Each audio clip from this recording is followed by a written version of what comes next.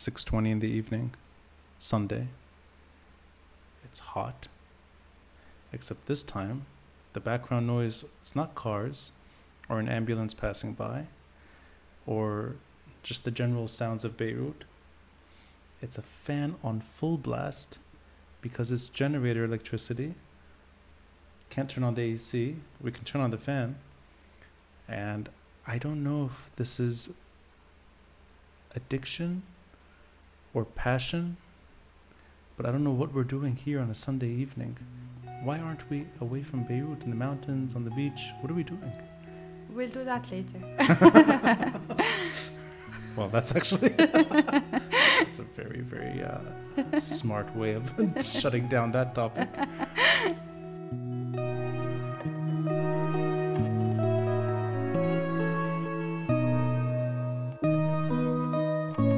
I think it was today that I saw another piece written by you in the New Arab about Palestinian refugees and economic concerns and the like.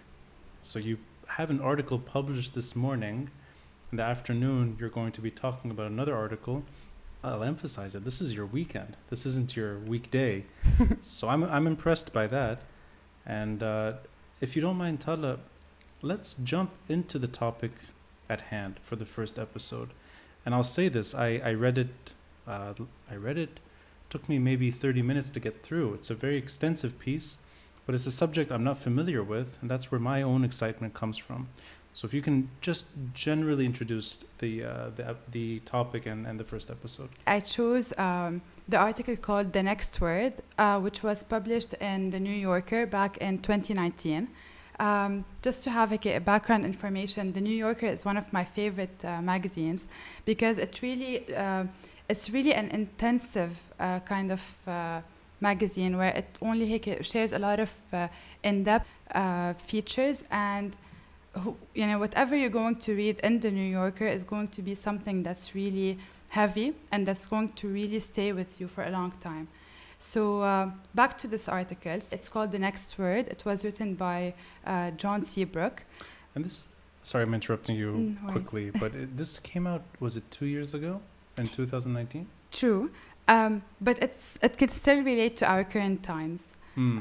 Especially that it's talking about AI, which is something that's ongoing with all the research and all the findings and the data and all of these details. Especially that this world, it really has a lot of impact, especially with the lockdown and the pandemic.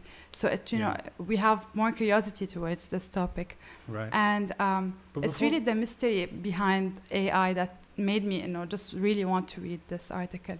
So let's get into that. But before jumping into that mystery and all that is artificial intelligence, how did you read this piece? I always try to do that in the morning because it's just the right time to have 30 minutes that you don't have anything, whether it's in the background or for work, or I just have some 30 minutes that are free, and I just love to indulge in whatever I want to read. Probably I'd be sitting with my coffee. I want to be more specific. I'm pushing as far as I can on this. I used to subscribe to The New Yorker, and this is in the States. The magazine itself would show up at my front door in the morning, so I would be probably in my pajama or boxers or maybe just whatever, some basic clothing on, enough to open the door and close it right away. And I would see The New Yorker, and I used to love, and sorry for this sort of little sound, I used to love reading the articles. So I would turn the pages, crumble the magazine. I used to love folding it, going back to it later. The magazine would sit on my coffee table for maybe months, piled up to, it would actually be next to piles of other magazines. I used to read The Economist, Time magazine at some point, but that sort of stopped a while ago. I stopped subscribing.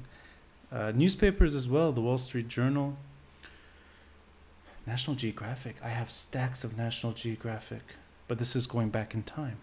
But I used to love holding, even, sorry for sounding stupid, smelling. I can so relate, Yeah. especially with the smell. But you in the morning, in 2021, in Beirut, how are you engaging The New Yorker? Is it on your phone? Is it on your iPad? Is it on your Apple Watch? Not yet.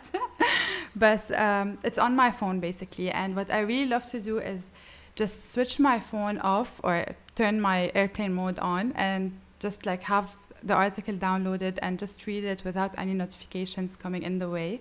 So I really love to have all my focus and attention just on this article, because I really feel like the New Yorker, like the writers who writes there, they really take their time in their features, and it shows how much they go in depth through every article and with the research, with the expertise, with even their opinion. So all of this makes you really want to engage in the piece. So that's why I just do it on my phone, but without any, side notifications or anything that could have me with my divided attention. So you're concentrating when you're reading. Oh yes. Is it subscription? Do you have the New Yorker as a paid? Yes, I keep my fresh dollars for such things because. Really? So you're Yes. spending your fresh dollar on the New Yorker? Oh yes. Well, that should be advertising for the New Yorker because that's very difficult to do now. Oh yes. How much is it per month for the magazine? I'm not sure, but I think it's $19. So are you purchasing magazine by magazine, or do you have the monthly? I have the monthly. Monthly. Okay. Subscription. And you're able to reach $20. Yep. Well, that's great. Because even my credit card doesn't go, I think, at that level for transactions abroad. So, And I had to push it and ask for permission and, just. yeah, to reach the $20 minimum. But the New Yorker is worth it. Oh, yes. It's really, really worth it. Let's jump into the piece. It's from a well-respected New Yorker author. I think he's been... I recognize his name right away.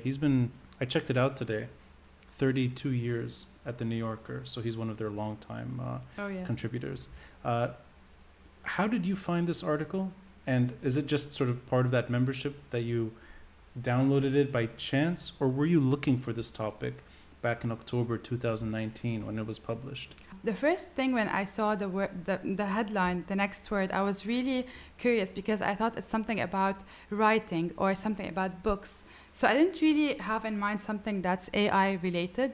But then I read, the subline, and it says something about artificial intelligence, and I was like, oh, okay, let's see, what is it? What's the connection between the next word and the artificial intelligence world? So I was really curious, and what really brought me in this, with all these features in this one particular article, was really amazing because you can hear the article, you can listen to it. Yes, and that's from the first at the top of the page, which you wouldn't experience obviously in the physical format.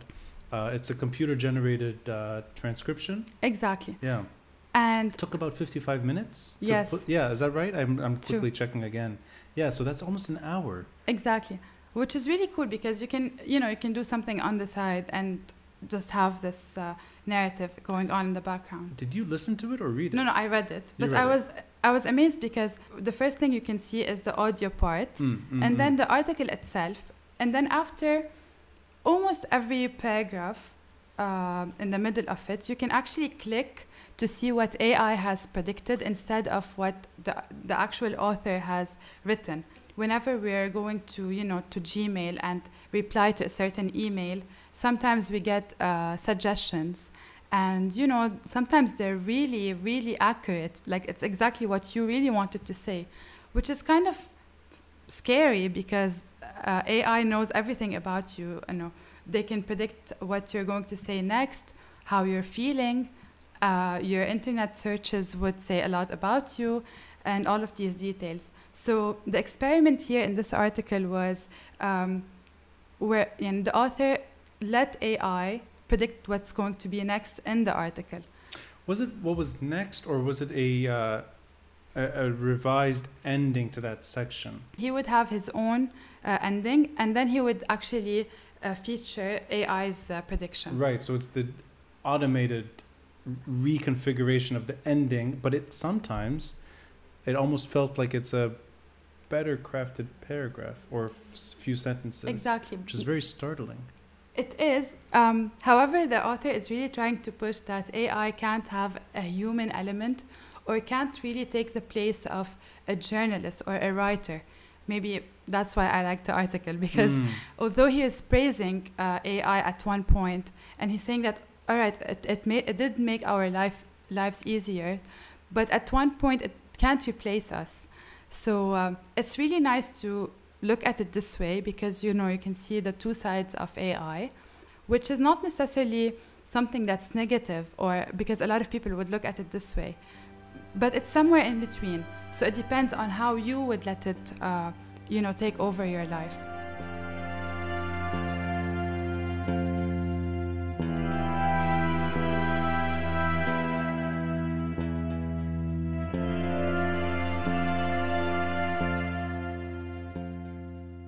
There's a quote that I picked out from the story. It's actually at the beginning of it, and John Seabrook, the author, he took me with him on a very sort of, it's imagined, and it's real. I'll quote him. "I had remained on the near shore of a digital Rubicon represented by the tab key. On the far shore, I imagined, was a strange new land where machines do the writing, and people communicate in emojis, the modern version of the pictographs and hieroglyphs from which our writing system emerged 5,000 years ago. It's almost like the beginning of the written word again, except this time it's digital. It's not us doing the writing. Exactly, it It's took an another extension form. of us, yes. For me, that brought back something, I know it's a bit off topic. It's 2001 Space Odyssey. Have you watched that movie? No. We're no longer friends. All right. So 2.5 hours. But I need this year, the What? series. No, it's not a series. It's No, I need the mini-series to stay on. Oh, this miniseries. Oh, okay. Our mini-series. That'll stay. But this movie, and he mentions it. He actually mentions HAL, the computer system in a spaceship that is traveling the solar system. How it turns off at the end, how it ends up being gibberish. Mm-hmm. But at some point in the movie, it's actually overriding human decisions. It ends up killing humans on board.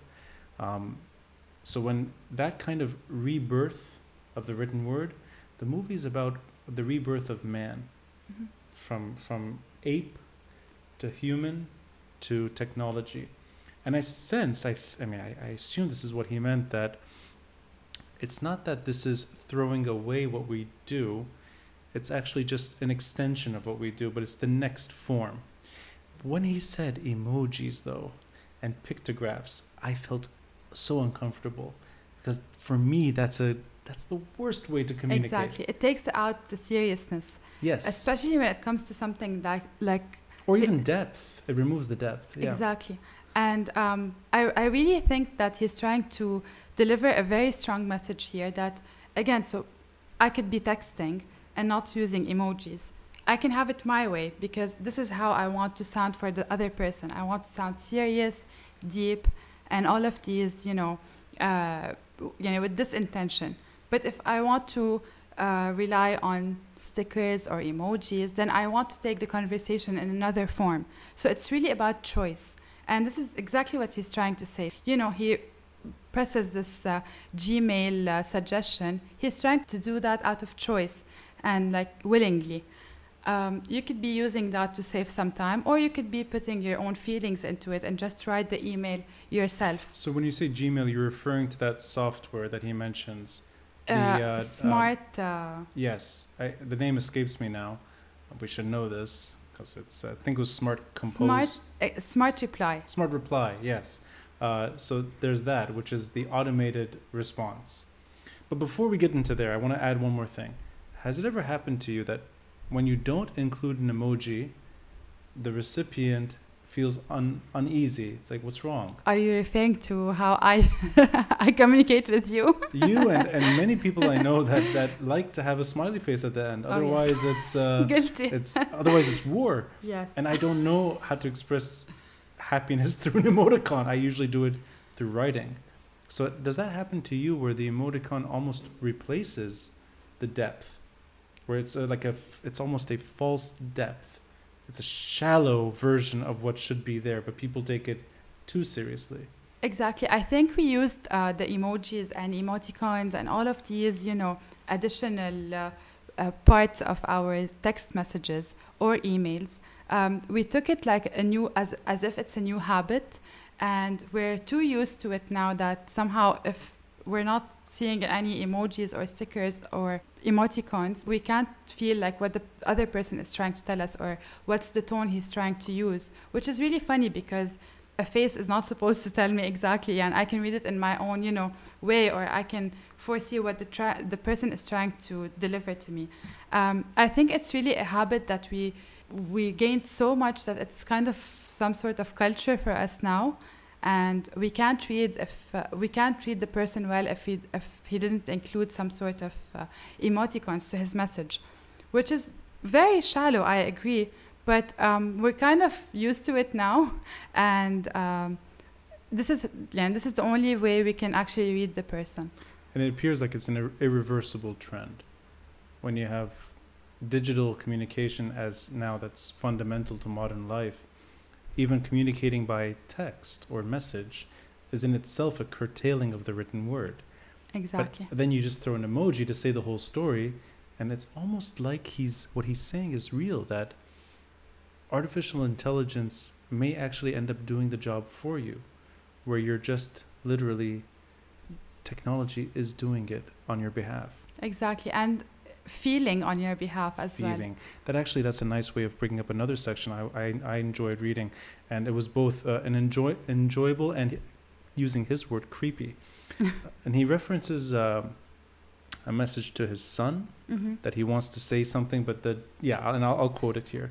Typing an email to my son, I began, quote, I am P dash, end quote, and was about to write, quote, pleased. So he wanted to write, I am pleased, when predictive text suggested, quote, proud of you, end quote.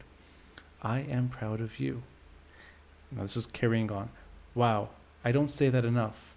And clearly Smart Compose thinks that what most fathers in my state say to their sons in emails, I hit tab, no biggie. And yet, sitting there at the keyboard, I could feel the uncanny valley prickling my neck. It wasn't that Smart Compose had guessed correctly where my thoughts were headed. In fact, it hadn't. The creepy thing was that the machine was more thoughtful than I was. That is scary. Exactly. Honestly, this is the exact paragraph that made me stop and think before I continued to read this article, because it's really a thing. I mean, even if we're not, if we're not in the same scenario that the author is in, but we've passed through times where Smart Compose just, suggested something that's really emotional rather than robotic. So I think it's at that point where you just sit and stare, and this one thing, AI, that's supposed to be very robotic and with no feelings, is actually feeling for you and, delivering a certain sense that you need to have. So it's really amazing that sometimes it reminds us of a certain feeling that we need to have. And I mean, this could be positive and negative again, because first of all, it reminds you of something that you need to feel or not feel. Yeah, it's really about choice, but it reminds you of something. The really important thing here to remember is you will submit to it with your own choice. You still have the choice to, get an old camera and go and have it your own way. Or, just be, you want to have this whole feeling endorsed in this particular adventure, let's say. Or you can use your phone to take Instagram pictures, and that's it, and you call yourself a photographer. So it's really a matter of choice here.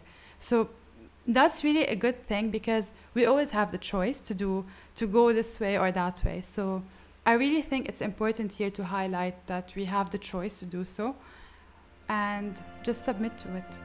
So the positive is the negative? It's the same thing? Exactly. It's just our matter of how we are going to respond to it.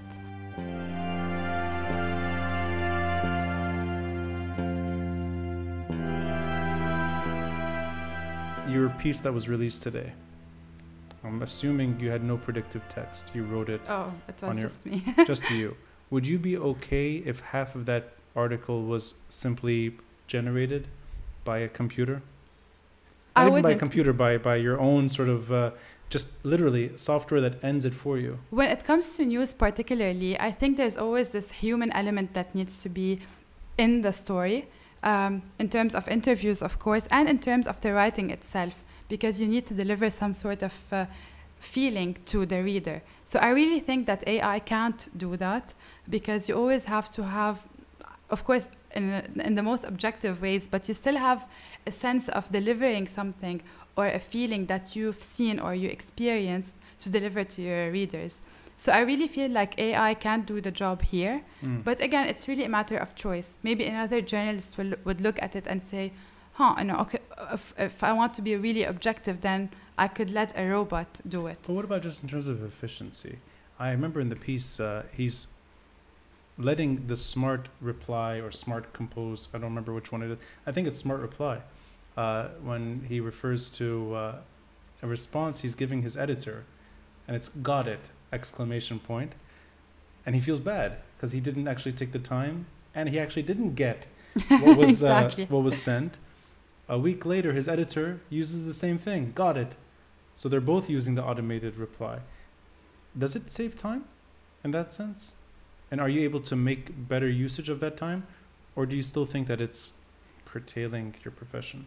Of course, it saves time, but on the other hand, it could get people more confused. For instance, if I got a message from let's say I got an email from my dad saying, "I'm so proud of you," I would really think it's automated. I would be really confused whether it's him or the AI, or what is it exactly, who's talking to me. He's never proud of you. At least he says it physically. But it's really confusing because you don't know who's talking here. Did the person, just register to this fast route and, just, click tab? Or was it like something that's really essential and that he wanted to say it and he actually typed it? So I really feel like this confusion part is actually taking extra time from us, rather than, just getting everything delivered and let it sink in that it really came out of this person who delivered the message to you. And he actually touches on something that is very important. It's fundamental, at least when it comes to algorithms and social media. He talks about that AI cannot differentiate between what is true and what is false. And as long as the pattern is there, it doesn't know which one is real and which one isn't. So I'll quote the author again. "Conspiracy theories, after all, are a form of pattern recognition. Artificial intelligence doesn't care if they're true or not. That's dangerous." So it's almost like the pattern is what's most important, not the substance. Exactly. And I think the biggest example here could be the self-driving cars. That's interesting. Basically, when AI is, tailored into the self-driving cars, when there's something that's surprisingly coming in the way, we can relate when we're living in Beirut, it won't know like which way to go. They're not used to this. The machine is not used to this. And there's no pattern to our driving, so it'll never get used to it. Oh, yes. It will get really confused. But it's interesting that could you actually program AI to differentiate between fact and fiction? Or is that human judgment at the end? Maybe it would depend on the level or intensity. But it might, on the basic level, it could. But maybe when something gets, more sophisticated or complicated, it won't know how to navigate. Or it will know how to navigate, but it won't be the proper choice. So it's really not the best, thing to rely on. So how does the subject impact Lebanon? I feel like the way it was actually written, that it actually impacts Lebanon, because the author really gave the two sides of the story. And again, he gave the space to the reader to make his own choice. This is something that we really don't really look into, and we always have the answers given by the author himself to us. So it's really good to feel like we have a place to make our own decisions and, just evaluate things on our own way, not just have someone's opinion get in the way of it. So I really feel like this could be a philosophical change to our behavior and how we read articles. But what do you mean? In other words, that we're just regurgitating what we hear rather than producing our own thoughts? Exactly, because sometimes we're just taken by the judgments or, just the opinion of others, and we barely make our own opinion or come up with our own evaluation of things around us. So I really feel like we need the space where we feel independent in our own choices and on how we look at things, we should always, look at things from both sides, and then we decide for ourselves which one is, something that we would rely on. But you're going now deep into the Lebanese problems of independent thought versus sheep-like mentality. And do you sense that we're robotic in a way by just regurgitating rather than reflecting? I really feel like most of us are really, cultured to have this robotic choice or thoughts or opinion only because they were presented to us. So we tend to, go with the flow when it comes to these decisions. And I really feel like we need this trust from people who actually tell the story from each side, and, just have our own evaluation or choice of how we see things. So it's going back to sovereign decision making, the individual versus the script, versus the pattern that we're used to. That's really interesting. I would have never gone there myself, but it's really, really interesting to link it back to what we're going through, at least at a non-AI related issue when it comes to all things impacting Lebanon. I really like that insight. What is on board for next week? It's a book written by Lebanese author. I'll just leave it here. Oh no, you have to give us a little more than that. It's something that goes around Beirut. It's something with the love of Beirut. Okay, so it's a book that's focused on Beirut itself. Yes. Okay, well that's a very different subject altogether. Oh yes. But no, I think this is really interesting, Tada. I learned a lot from AI just from one article. And the way the article is set up, you can actually dig deeper if you choose to. So it's going to be embedded into the episode. Tada, thank you for doing this. Thank you for helping me talk on my first podcast, because this was really, I was really nervous about it, but thank you. And we dealt with the heat quite well. Oh, yes. Now the sun's going down. So finally, oh, you've got sweat? Yes, me too, on my eyebrow. This is why audio is more important, exactly. Especially in the summer. Oh, yes.